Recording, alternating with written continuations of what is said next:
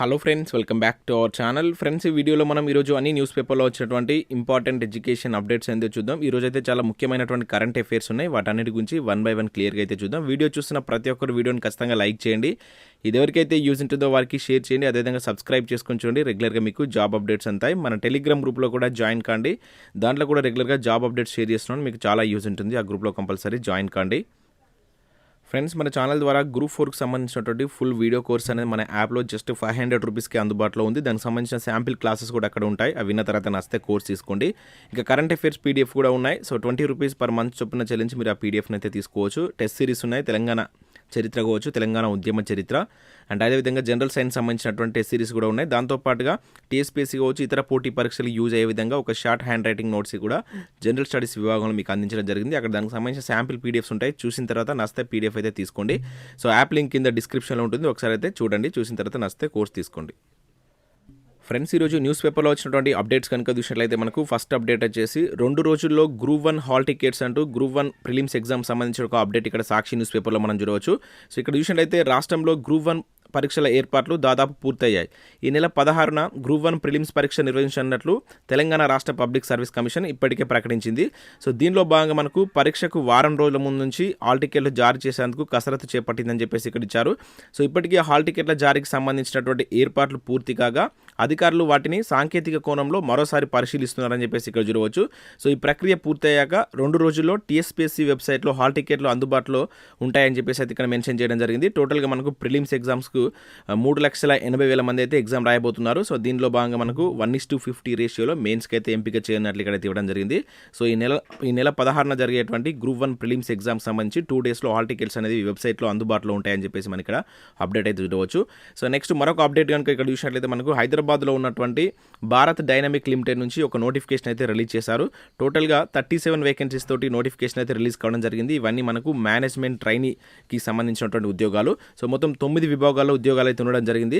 So ఇక్కడ మీరు చూసినట్లయితే వాటికి సంబంధించి మెకానికల్ కావచ్చు, ఎలక్ట్రికల్ కావచ్చు, అదేవిధంగా కంప్యూటర్ సైన్స్ సంబంధించినటువంటి ఇట్లా వివిధ విభాగాల్లో 37 వేకెన్సీస్ అయితే ఉన్నాయి. సో యూఆర్లో 15 వేకెన్సీస్, ఈడబ్ల్యూఎస్ వాళ్ళకు 4 వేకెన్సీస్, ఓబీసీ వాళ్ళకు 8, ఎస్సీ వాళ్ళకు 7, ఎస్టీ వాళ్ళకు 3 వేకెన్సీస్ అయితే ఉండడం జరిగింది.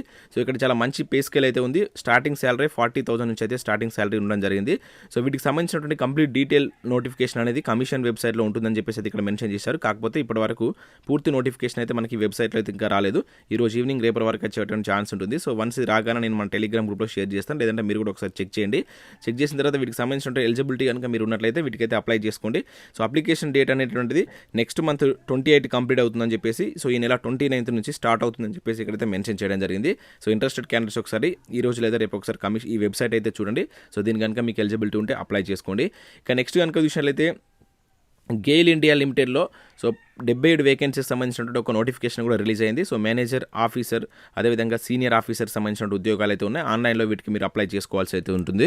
October 15th అనేది లాస్ట్ డేట్ ఇచ్చారు. సో ఇంట్రెస్టెడ్ క్యాండిడేట్స్ ఎవరైనా ఉన్నట్టయితే కన్నడ వెబ్సైట్కి వెళ్ళి చూసి వీటికి మీరు అప్లై చేసుకోండి. సో ఆల్రెడీ పూణేలో ఉన్నటువంటి డిఫెన్స్ ఇన్స్టిట్యూట్ ఆఫ్ అడ్వాన్స్డ్ టెక్నాలజీకి సంబంధించినటువంటి నోటిఫికేషన్ గురించి మనం ప్రీవియస్ వీడియోలో చూసాం. మొత్తం 13 వేకెన్సీస్ ఉన్నాయి. ల్యాబొరేటరీకి సంబంధించినటువంటి ఉద్యోగాలు. సో ఇంట్రెస్టెడ్ క్యాండిడేట్స్ ఇంకా ఎవరైనా చూసినట్లయితే ఈ వెబ్సైట్కి వెళ్ళి చూసి వీటికి కూడా మీరు అప్లై చేసుకోండి. ఇక నెక్స్ట్ కనుక చూసినట్లయితే వచ్చే నోటిఫికేషన్లలో ఎస్టీలకు 10% రిజర్వేషన్ అంటే ఇక్కడ ఒక అప్డేట్ చూడవచ్చు. అమలుపై ఉన్నత విద్యామండలి కసరత్తు, ఎడ్సెట్ కావచ్చు, లా సెట్, ఇంకా పీఈ సెట్లు వంటి వాటిలో మనకి ఏవైతే కమింగ్ నోటిఫికేషన్స్ ఉన్నాయో వాటిలో ఈ ఎస్టీలకు 10% రిజర్వేషన్ అమలు చేసేందుకు కసరత్తు చేస్తున్నట్లు ఇక్కడ తీయడం జరిగింది. సో ఇప్పటి వరకు ఉన్నటువంటి రిజర్వేషన్స్ మనం ఆల్రెడీ గత 1 వీక్ నుంచి రిజర్వేషన్ గురించి అయితే చూస్తున్నాం. అయితే రాబోయేటువంటి ఎంట్రన్స్ ఎగ్జామ్స్ కావచ్చు, ఇంకా రాబోయేటువంటి అన్ని నోటిఫికేషన్స్కు ఈ 10% రిజర్వేషన్ అనేది అమలు చేయనున్నట్లు ఇక్కడైతే మనకు ఒక అప్డేట్ ఈనాడు న్యూస్ పేపర్లో అయితే చూడవచ్చు. సో అదేవిధంగా ఎంట్రన్స్ ఎగ్జామ్స్ సంబంధించి ఇప్పుడు మనం కమింగ్ వచ్చేటువంటి ఎడ్సెట్ కావచ్చు, లా సెట్, ఈ ఎగ్జామ్స్లో కూడా ఈ 10% రిజర్వేషన్ ఇవ్వబోతున్నట్లు ఇక్కడ ఒక ప్రకటన అయితే మనకి ఇవ్వడం జరిగింది. సో నెక్స్ట్ వివిధ న్యూస్ పేపర్లో వచ్చినటువంటి కరెంట్ అఫైర్స్ అయితే చూద్దాం. చాలా ఇంపార్టెంట్ కరెంట్ అఫైర్స్ అయితే రావడం జరిగింది. సో మొదటి కరెంట్ అఫైర్ ఇక్కడ చూసినట్లయితే మతం మారిన దళితులకు ఎస్సీ హోదాపై అధ్యయనం అంటే ఇక్కడ ఒక ఇంపార్టెంట్ కరెంట్ అఫైర్ చూడవచ్చు. సో మనకు మాజీ ప్రధాన న్యాయమూర్తి జస్టిస్ కేజీ బాలకృష్ణన్ నేతృత్వంలో కేంద్ర ప్రభుత్వం దీనిపైన ఒక కమిటీ అయితే వేయడం జరిగింది. సో రీసెంట్గా దీనిపైన మనకు సుప్రీంకోర్టులో కొన్ని వాదనలు కూడా జరిగాయి. సో అప్పుడు మనకు సుప్రీంకోర్టు ఒక కమిటీ వేయాలని చెప్పేసి కేంద్ర ప్రభుత్వాన్ని సూచించింది. సో ఇప్పుడైతే ఈ కమిటీ వేసినట్లు ఇక్కడ ఒక అప్డేట్ అయితే మనం చూడవచ్చు. సో మనకు కరెంట్ అఫైర్స్ కోణంలో క్వశ్చన్ ఎట్లా అడగవచ్చు అయితే సో దీనిపైన వేసినటువంటి కమిటీకి అధ్యక్షుడు ఎవరి నేతృత్వంలో కమిటీ చేశారని చెప్పేసి అడుగుతారు. సో ఇక్కడ పేరు గుర్తుంచుకోండి. సో మాజీ ప్రధాన న్యాయమూర్తి అయినటువంటి జస్టిస్ కేజీ బాలకృష్ణ నేతృత్వంలో ఈ కమిటీ చేశారు.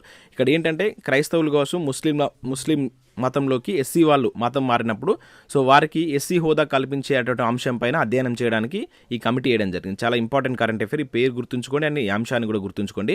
సో నెక్స్ట్ కరెంట్ అఫేర్ చూద్దాం.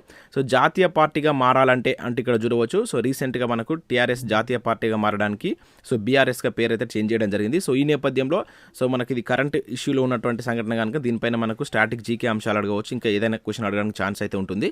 సో దానికి సంబంధించి ఈరోజు మనకు దిశ న్యూస్ పేపర్లో ఒక మంచి ఆర్టికల్ అయితే ఇచ్చారు.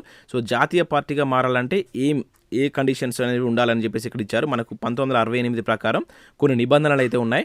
సో ఆ నిబంధనలో భాగంగా మనకు ఆ చివరన అంటే లాస్ట్ టైం జరిగినటువంటి సార్వత్రిక ఎన్నికల్లో లోక్సభ లేదా అసెంబ్లీ స్థానాల్లో 4 లేదా అంతకంటే ఎక్కువ రాష్ట్రాల్లో అభ్యర్థులు పోటీ చేయాలి. ఆ ఎన్నికల్లో పోలైనటువంటి ఓట్లో 6% ఓట్లు సాధించాలని ఒక నిబంధన ఉంటుంది. సో దాంతోపాటుగా ఏదైనా ఒక రాష్ట్రం లేదా రాష్ట్రాల నుంచి కనీసం నలుగురు అభ్యర్థులు ఎంపీలుగా ఎన్నికవ్వాలని చెప్పేసి ఒక రూల్ ఉంటుంది. లేదా అంటే అది కాకుండా ఇక కనీసం 4 రాష్ట్రాల్లో ప్రాంతీయ పార్టీగా గుర్తింపు పొందాలి. లేదా గత ఎన్నికల్లో లోక్సభ మొత్తం సీట్లలో కనీసం 2% సీట్లు గెలుచుకోవాలని ఇటువంటి నిబంధనలు అయితే ఉండాలి. చాలా ఇంపార్టెంట్. ఎందుకంటే మీరు ఒకసారి పాలిటీ విభాగంలో కానీ చూడండి, లేదంటే దీన్ని కూడా ఒక స్క్రీన్ షాట్ తీసుకొని క్లియర్గా చదవండి. నేను మన టెలిగ్రామ్ గ్రూప్లో కూడా దీన్ని పోస్ట్ చేస్తాను.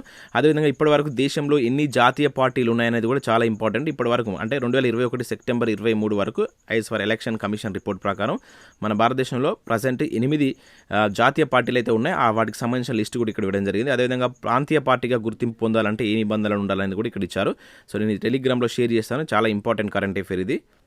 సో నెక్స్ట్ కరెంట్ అఫేర్ కనుక చూసినట్లయితే రసాయన శాస్త్రంలో 3 నోబెల్ అంటే ఇక్కడ మనం చూడవచ్చు. సో మనకు నోబెల్ ప్రైజెస్ అయితే డే వైజ్గా అయితే వస్తున్నాయి. సో మనకు రసాయన శాస్త్రంలో కావచ్చు, అదేవిధంగా సాహిత్యంలో ఈ నోబెల్ ప్రైజ్ అయితే ప్రకటించడం జరిగింది. సో రసాయన శాస్త్రంలో 3 ఇవ్వడం జరిగింది. ఒకటి వచ్చేసి ఇక్కడ మనం చూసినట్లయితే బెర్టోజీ, అదేవిధంగా షార్ప్లెస్, మెల్డాల్కి సంబంధించి సో ఈ 3 కెమిస్ట్రీలో అయితే నోబెల్ ప్రైజ్ అయితే ఇచ్చారు. వీళ్ళు క్లిక్ కెమిస్ట్రీలో భాగంగా విశేష సేవలు అందించినందుకు గాను వీళ్ళకి ఈ ప్రైజ్ ఇచ్చినట్లుగా మనం ఒక అప్డేట్ అయితే చూడవచ్చు. దాంతోపాటుగా సో ఇక్కడ సాహిత్యంలో కూడా అని ఎర్నాక్స్కు నోబెల్ అయితే రావడం జరిగింది. సో జ్ఞాపక శక్తి మూలాలపై రచనకు ప్రతిష్టాత్మక అవార్డు లభించిందని చెప్పేసి ఇక్కడ మనం చూడవచ్చు. సో నేను కంప్లీట్గా వీటన్నిటికి సంబంధించి ఒక వీడియో అయితే చేస్తాను. ఇప్పటివరకు మనకు భౌతిక శాస్త్రంలో ఇచ్చారు, అంతకుముందు వైద్య శాస్త్రంలో ఇవ్వడం జరిగింది. సో ఇట్లా టోటల్గా అన్ని కలిపి అన్ని కంప్లీట్ అయిన తర్వాత ఒక వీడియో అయితే చేసేటువంటి ప్రయత్నం చేస్తాను. చాలా ఇంపార్టెంట్. మనకు వీటికి సంబంధించి స్టాటిక్ జీకే అంశాలు కూడా క్వశ్చన్ అడగడానికి ఛాన్స్ ఉంటుంది. నెక్స్ట్ ఈనాడు ప్రతిభలో కనుక చూసినట్లయితే ఇక్కడ విధ్వంసాలపై జనరలం అంటూ ఇక్కడ ఒక ఇంపార్టెంట్ అప్డేట్ అయితే చూడవచ్చు. సో డిజాస్టర్ మేనేజ్మెంట్ సంబంధించి, అదేవిధంగా సోషాలకి సంబంధించినటువంటి అంశాలు అయితే దీనిలో ఉన్నాయి. సో దీనికి సంబంధించి నేను మన టెలిగ్రామ్లో అయితే షేర్ చేస్తాను. ఇది మనకు ఈనాడు ప్రతిభలో వచ్చినటువంటిది. సో నెక్స్ట్ మరొకటి కూడా చూడవచ్చు. ఇక్కడ ఆర్థమెటిక్ అండ్ రీజనింగ్ సంబంధించినటువంటి ఒక ఆర్టికల్ కూడా మనకు ఈనాడు ప్రతిభలో అయితే రావడం జరిగింది. వీటిని మన టెలిగ్రామ్ గ్రూప్లో అయితే షేర్ చేస్తాను. నెక్స్ట్ కరెంట్ అఫేర్ కనుక చూసినట్లయితే 22న GSLV MK3 కమర్షియల్ లాంచ్ అని చెప్పేసి ఇక్కడ చూడవచ్చు. సో భారతదేశపు అత్యంత బరువైనటువంటి రాకెట్ ఈ నెల 22న మనకు శ్రీహరికోట నుంచి అయితే లాంచ్ చేయబోతున్నారు. దానికి సంబంధించిన ఒక అప్డేట్ అయితే ఇవ్వడం జరిగింది. సో మనకి ఇంకా పూర్తి ఇన్ఫర్మేషన్ కూడా 22 తారీఖు తర్వాత వచ్చేటువంటి ఛాన్స్ అయితే ఉంటుంది. సో దీన్ని అయితే గుర్తుంచుకోండి. సో దీని యొక్క ఇంపార్టెన్స్ ఏంటంటే ఇది భారతదేశం యొక్క అత్యంత బరువైనటువంటి రాకెట్ అనమాట. ఈ నెల 22న మనకి ఇక్కడ శ్రీహరికోట నుంచి అయితే దీన్ని అయితే లాంచ్ చేయబోతున్నారు. ఇది ఒక కమర్షియల్ లాంచ్ వెహికల్. సో దీనికి సంబంధించి మనకు కంప్లీట్ డీటెయిల్స్ 22 తర్వాత అయితే రావడం జరుగుతుంది. అప్పుడు మరొకసారి మనం పేపర్లో వచ్చినటువంటి ఇన్ఫర్మేషన్ అయితే చూద్దాం. సో ఇవి మనకు వివిధ న్యూస్ పేపర్లో వచ్చినటువంటి కరెంట్ అఫేర్స్ కావచ్చు and job updates. So video నచ్చినట్లయితే లైక్ చేసి మీ మిత్రులకైతే షేర్ చేయండి. Thanks for watching. Thank you.